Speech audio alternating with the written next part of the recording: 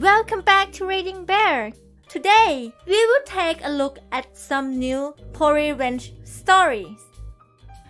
And if you enjoyed my content, please don't forget to subscribe to my channel and post some bear emojis in the comments. Let's go! The first one is titled, "The Spraypaint Said It All." When I was about 17, my friends and I found out about a local house party. We went to the party and saw they had a sign on the door saying, "No punks." My friends and I were punks. Not like Good Charlotte fan punks, but train hopping, homeless, political listening punks. Some of the guys started making out with each other just outside the party as the very well-off private school guys watched out the window freaking out. After that, we left. But I got a call shortly after from a friend of mine. She and another girl were in the party and were being locked in a room by a bunch of these guys and not allowed to leave. The guys kept trying to get their phones away and convince them to get naked. My friends and I immediately headed back to help them. We got into the house and got the girls out of there. It was very intense and very serious. By the time we got there, they'd taken the girls' phones and had one of them pinned face down and naked from the waist down to a bed and the other against a wall. A fight broke out, and as it did, the guy who had my friend pinned to the bed with his junk out started screaming, "Don't break anything. My parents can't know I had a party." We all left and regrouped to find out what had happened. The bottom line was my friends were very close to being assaulted. So, I went back, I parked a couple of blocks away and I snuck back to the house. I spray painted in huge block letters across their 3-car driveway, "Mum, I had a party and tried to assault a girl. I'm still not sorry." This was 16 years ago, and almost being assaulted at a party meant it was completely the girl's fault, and it's not. The guy whose house it was posted all over Myspace that he was going to find out who did it and kick some butt, but no one was ratting me out. I told him I did it and dared him to try that on me. His parents made him pay to have the spray paint removed, and he got his car taken away for some number of weeks. I really didn't know those guys super well, so I wasn't close enough to their social group to get many details. The next one is titled, "Some People Just Don't Know Anything About Transit Etiquette." A small thing, but very satisfying. British trains can be very crowded at peak times. It is wise to book a seat. I travel into and out of London regularly for work, at least once a week. So I book a seat on the intended return train, otherwise, I risk standing. One evening, I had been out with my team and had several pints under my belt before traveling. I got on my train and noted that there was a middle-aged gent in my seat. This is not unusual and not usually a problem. I didn't think much of it, and being rather mellow, I sat in another reserved seat a few rows away. As the train got progressively more crowded, a lady approached me with her ticket. I was in her seat. No problem. I stood up and went to walk away, still feeling mellow. I didn't feel like disturbing the chap in my seat and began to move down the train, intending to find a seat in a different carriage. As I walked away, a whiny voice pursued me down the aisle. Some people ought to learn the meaning of the word reserved, clearly aimed at me. Several pints in, I can turn from mellow to snappy quite quickly. I acknowledge this as a flaw. I turned around, ready to engage in a spirited dialogue with whomever the piss-taking twat was who felt the need to have a poke. The blood was up. It was then that I noticed that the voice belonged to the gent occupying what I had previously identified as my reserved seat. I spent a few seconds checking my facts. I was in the right carriage and that was my seat. I had the reservation slips and the date was right. Karma and right were on my side. Strategy change, game on. I wandered down the aisle towards the oblivious provocateur, noting as I approached that he was possessed of a few extra pounds, and appeared to be seated next to his similarly traditionally built wife. I pulled up next to the gent and their heads gimbaled towards me in unison. "You know I do agree with you in respect of seat etiquette," I opened. Before he could reply, I pulled my tickets from my pocket and continued, "It's interesting that you felt the need to stick your oar in, because I was walking away to find another seat. I was going to let it lie." His eyes narrowed as I waved my tickets at him. "You see, I do have a seat reservation for this carriage, and specifically, it is the seat you are currently sitting in. I'd like my seat, please." The eyes widened in panicky disbelief. After frantically checking my tickets to verify the claim, the gent vacated the seat and headed off, flushed an attractive shade of puce. I plonked myself down next to his wife, who was also an unusually livid color and also glaring at me in disbelief, rage. I grinned, settled in and celebrated by dropping the armrest between us, forcing her to vacate that portion of my seat she was occupying. Popping the tab on one of the pair of tins I bought to sustain me on my journey. "Well, you needn't think I am sitting next to you for the next 2 hours," she hurled at me before storming off. A bit of a Pyrrhic victory really, since her eventual replacement on the hotly contested seat was a friend of mine. When I ventured to the loo after an hour or so, I found them both stood silently in the space between carriages. I greeted them both cheerfully, but they were not really very forthcoming. The next one is titled, "He wanted to burn all her stuff but gave me first dibs." My first apartment out of college, I lived next door to my landlord in an old, broken-down building. The walls were paper thin, so I could hear everything and knew a lot about him. He was a drug addict named Blaine who lived with his girlfriend. They frequently got into loud fights that included screaming and throwing things. Blaine referred to his girlfriend as the woman I am cohabitating with, and she referred to him as her fiancé, although I knew from eavesdropping that he had never proposed. Blaine and his girlfriend were unethical business people with a bad reputation in the community. I had no pets but came home one day to find a note taped to my door. The note was handwritten in red ink, very unprofessional, and stated that they had discovered my illegal pet on the premises and that I was going to be evicted in 3 days. I left Blaine a voicemail explaining that there must be a mistake because I did not have a pet. I even offered to let him walk through my apartment to check. He ignored my call. I typed a letter stating the same thing. He ignored it. On the 3rd day, I was scared that my possessions were going to be thrown out, so I called the police. The policeman listened to my story, and while I was talking we heard Blaine and his girlfriend arguing in the next unit over, so we knew they were home. The policeman knocked on the door. The window shades were open, and we could see Blaine walk up to the window. He saw me standing there with the policeman, drew the shades, and walked away. Never answered the door. The police took care of Blaine, but I decided to get back at him. Having heard all the fights with his girlfriend, I went online to multiple battered woman websites and signed up for subscriptions in her name and address. Within a week, they had a barrage of mail about domestic violence and a visitor from social services.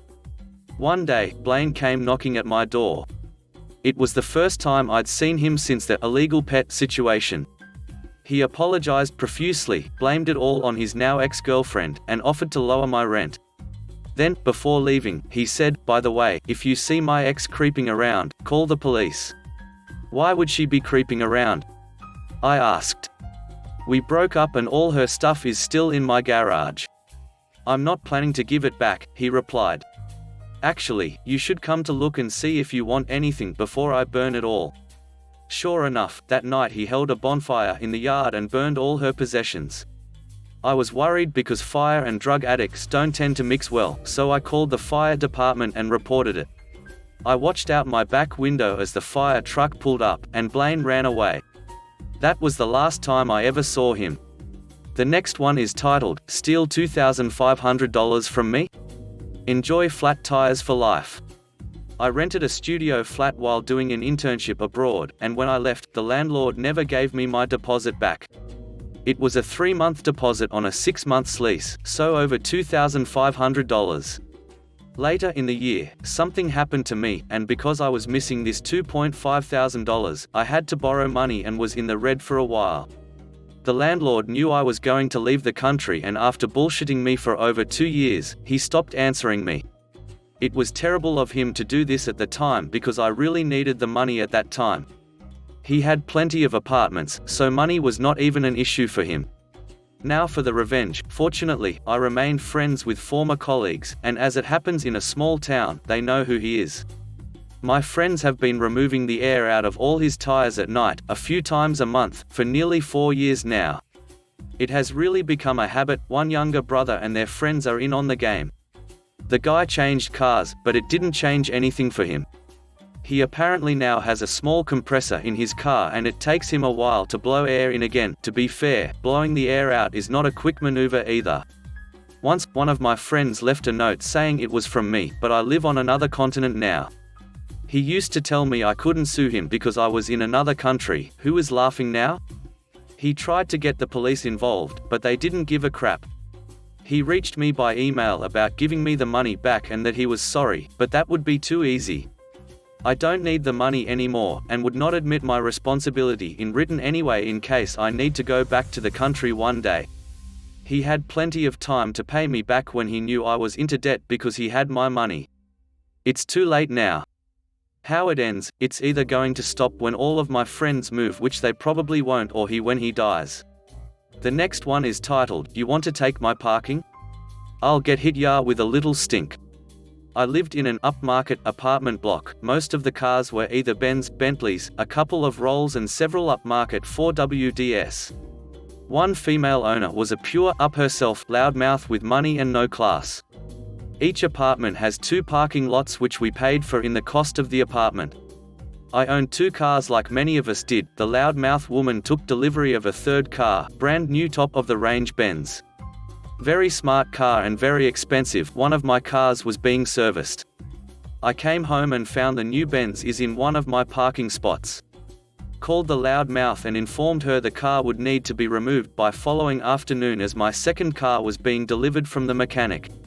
Loudmouth informed this was not convenient and I would need to park on the street as her Benz was valuable than my 2nd car. The 2nd car delivered by a mechanic parked it on allocated visitor's space. Again contact LM requesting my legally owned parking spot. LM became abusive and informed that her husband was a judge and she could take any spot she so desired as they now had 3 cars. Well, revenge is sweet. Had some prawns for dinner, kept the shells, and sucked the juices into a syringe I had, acquired a long needle and injected prawn juices into the rubber around the driver's side door, without setting the car alarm off. Her Benz remained in my parking spot for several more days. At dinner, a few evenings later, Mrs. LM in attendance, complaining about the ghastly stinky, beautiful new Benz, cannot locate the source of the stink, despite the dealers taking the car in for investigation. The car was eventually removed from my spot and never returned to the parking lot, never seen to be seen again. Believe there was some sort of legal action taken by LM which she lost. The next one is titled, "Steal My BMX Bike. I'm taking one of your $700 tires." In high school, a couple of my friends stole my BMX bike that was at one of their houses and sold it for parts. I realized this a few weeks later when I saw my very unique, rare bike frame sitting in his garage, stripped of parts. I didn't say anything. I plotted my revenge. The guy who had the frame in his garage was into giant lifted trucks. He was working on his car and had 2 of the massive Mikey Thompson wheels taken off, and laying on the ground. It was a secluded cul-de-sac. I drove up with my lights off one night and put the giant wheel in the back of my truck. I brought it to another buddy's house and told him I was going to hide it there for a while. These wheels were worth $700 easy, my bike was worth maybe $300. Sure as crap, I get an angry phone call from him randomly 2 to 3 weeks later, demanding he gets his tire back. When I tell him he'll get it back when I get my bike back, he flips his crap. His mum gets on the phone, threatening to call the police. His family was known by the police by name, they were a ducked-up family. I laughed and told her I'd be happy to give it back once I got my bike. Another few weeks later, I get my bike back and told him where he could pick his wheel up at. It was the sweetest, most innocent revenge I've ever gotten. The next one is titled, "She Backed Out of a Joint House Rental with Me, so I Triggered Her Need for Therapy. My sister can be a real jerk sometimes. Ya gotta still love your family blah blah. Sure I love her but sometimes she needs just a taste of her own medicine." This was a few years ago, after a particularly shitty weekend where she backed out of a joint house rental with me, after we had paid first month deposit and after I had already moved in. I couldn't afford the whole rent and couldn't find anyone else to move in with me so late in the game, so I ultimately was forced to move out and had to live with my mum for about a month. That was its own kind of torture. That was the last time I trusted her. I'm a fairly passive person, so something like this would seem to be coming from way out of the left field. I purchased an Annoy-a-tron for about $6, put it on the random setting and hid it in her car, behind a panel in the driver's door. Naturally, as one does with small, petty revenge pranks, I forgot all about it and only remembered months later. When I asked her if she ever found it, she gave me such a look of disbelief and horror. It had worked all right, creeping her right the duck out for over 2 months. It was quiet enough that you could only hear it when sitting in the car without the engine running, so it became one of those things that happened rarely, just enough to duck with you psychologically. Her 6-year-old refused to ride in the car for a time, thinking it was haunted. An unfortunate side effect, I would never want to scare them. She searched and searched her car many times but could never find it, until she had a friend help her dismantle her car door to get at it. Apparently, the device had slipped farther down into the door from the relatively easy to find spot I had chosen. My sister thought it must have been placed there by a disgruntled ex-boyfriend of hers, triggering a round of therapy to help with her anxiety. Worth every penny. The next one is titled, "She accused me of leaking her photos, so she got exactly that." Some chick I barely even knew online got it in her head that I shared her naughty pictures with people in a community we were both in.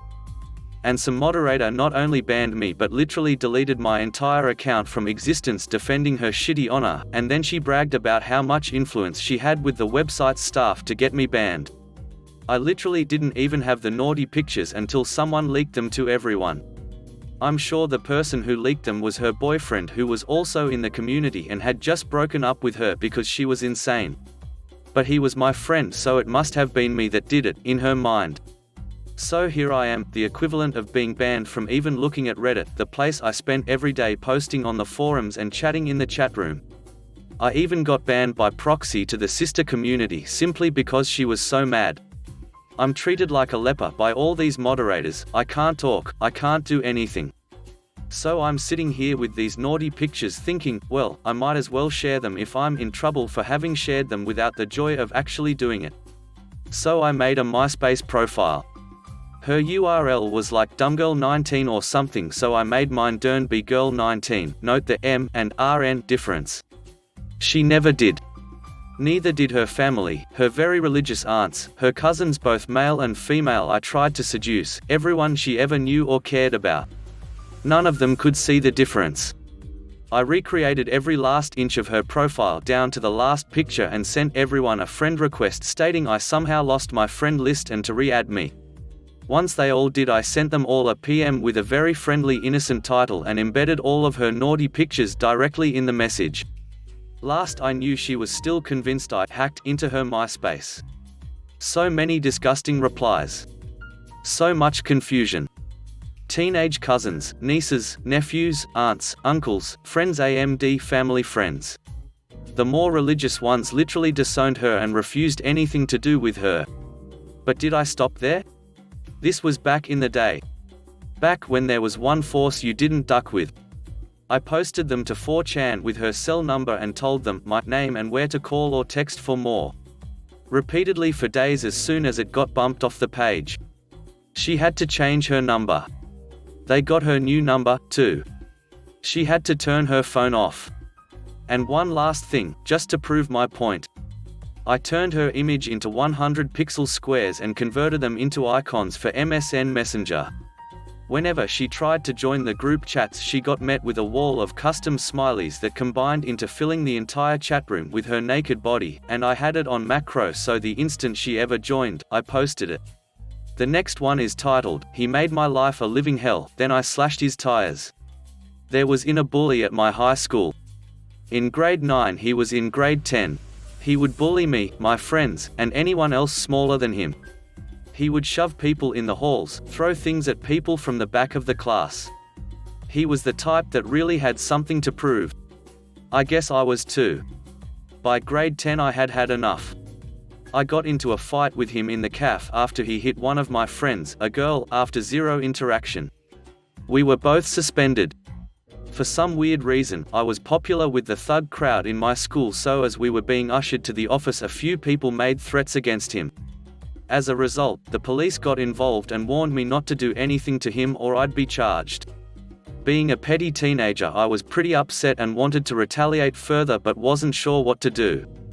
A friend and I called a psychic hotline and the guy told me not to get physical but to give him a good heave-ho, to scare him a little.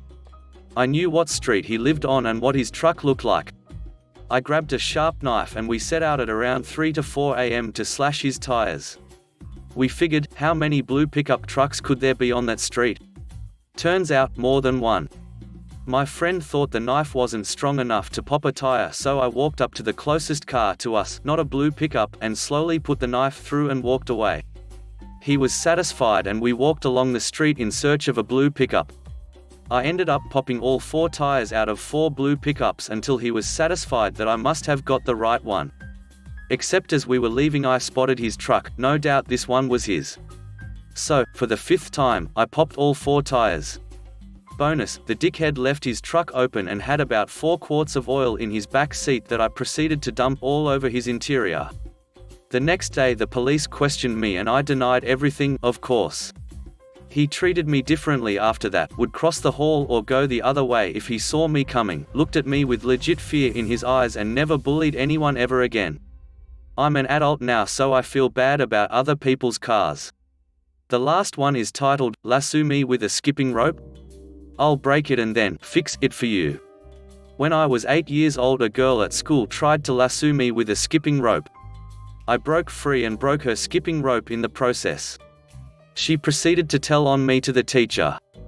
Probably because she was a good girl and I was a little crap. Evidence of this fact in a moment. The teacher believed her and ordered me to either fix the girl's skipping rope or buy her a new one.